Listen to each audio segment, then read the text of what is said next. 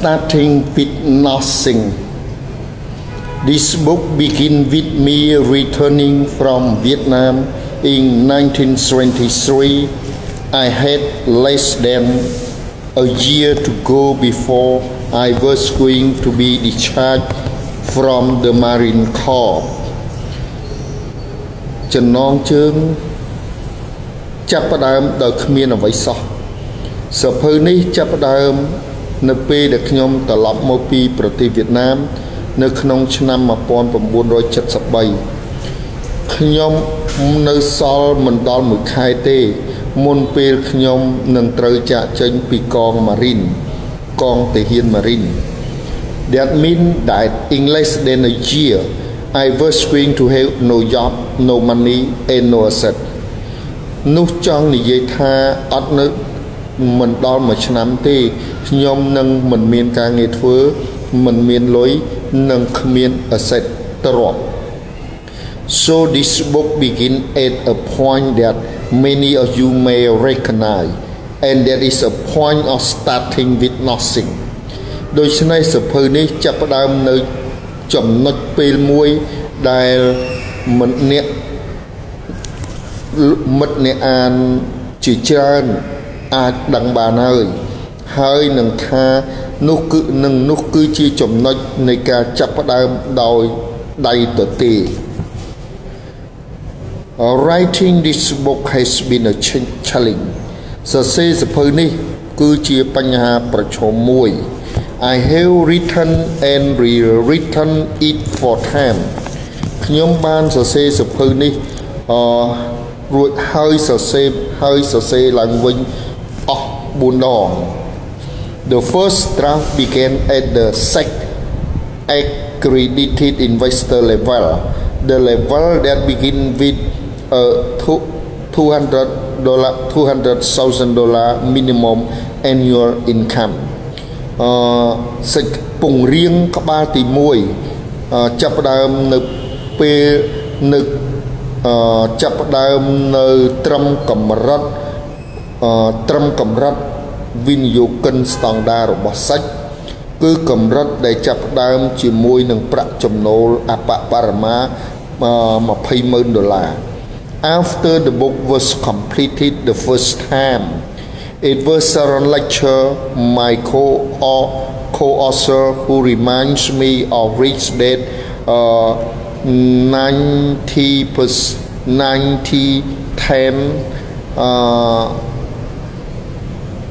rule of money គឺក្រោយពីសភៅនឹងទៅសេចចប់ជាលើកដំបូងគឺ Sharon Lecture សហអ្នកនិពន្ធរបស់ខ្ញុំដែលរំលឹកខ្ញុំអំពីច្បាប់90/10 នៃច្បាប់លុយ 90/10 she said គាត់បាននិយាយថា why this book is about the investment that the rich invest in the reality is less than 10% of the population in America earn more than $200,000 a year នាងបាននិយាយថាក្នុងពេលសភៅនេះនិយាយអំពីវិនិយោគិនដែលអ្នកមានវិនិយោគតថភាពជាក់ស្ដែងគឺប្រជាជនអាមេរិកមិនដល់ 10% ផងទទួលមានចំណូលប្រចាំឆ្នាំលើសពី$200,000 In fact I believe it is less than 3% that earn enough to qualify as an accredited investor តាមពិតទៅខ្ញុំជឿថាវាមិនដល់ទៅ 3% ផងដែលបានមានចំណូលគ្រប់គ្រាន់ដើម្បីទទួលគុណសម្បត្តិជាវិនិយោគិនស្តង់ដារ So the challenge of this book was to write about the investment the rich invest in investment that begin at the minimum requirement of $200,000 in earning and still include all reader regardless if they have money to invest or not